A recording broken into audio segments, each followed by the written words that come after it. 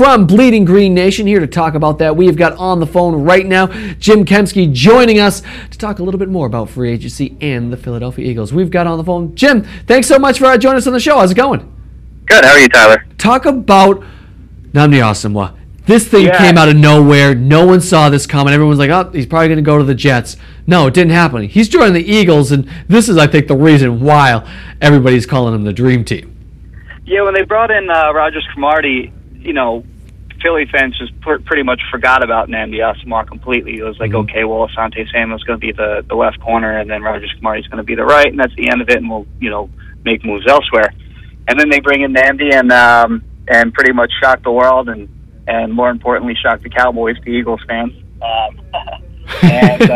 Now they kind of have a situation where they have three excellent corners, and the speculation began that, you know, it might be Asante Samuel that's dealt to another team.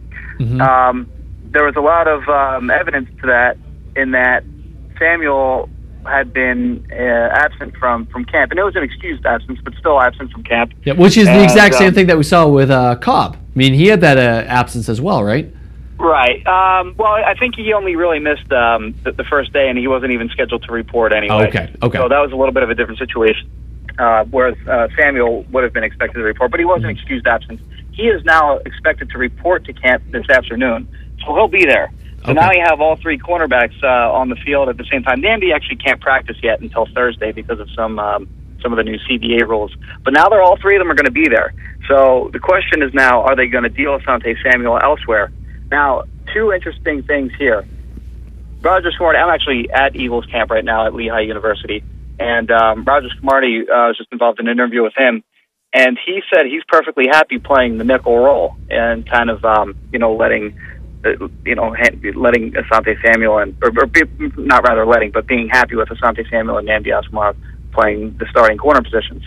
Another interesting thing is that Asomugha, in Juan Castillo, the Eagles defensive coordinator, just revealed during his press conference that Asomugha suggested to him maybe a role where he plays sort of a nickel role, in that sort of like a versatile nickel role, a la Charles Woodson in Green Bay. Well, he'll be on the field all the time, but won't necessarily be the traditional corner spot. Are there any other needs this team really has to go after? I mean, you mentioned they still are under the cap space. I mean, believe it or not. Is there anything else that this team really needs to address before the season kicks off? Yeah, I think there is. My biggest concern with the Eagles is their right tackle.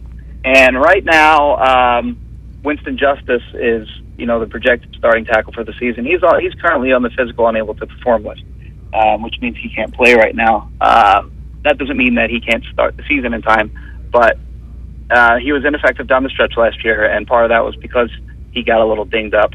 But when you keep in mind that the right tackle is protecting Michael Vick's blind side, it's even more of an important position than other teams' right tackle. So I would think that the Eagles, I would think that the Eagles are at least looking at bringing in another player to possibly protect Vick's blind side. But that's what I see as the most glaring. A lot of people point to the linebackers, but I'd be more interested in making sure that Michael Vick stays clean. Eagles fans, NFL fans, football fans, Jim's site is Bleeding Green Nation. He does a great job on that site. Make sure to take a look at it if you haven't already, but does just an absolutely awesome job on this site. Jim Kempski of Bleeding Green Nation for sure.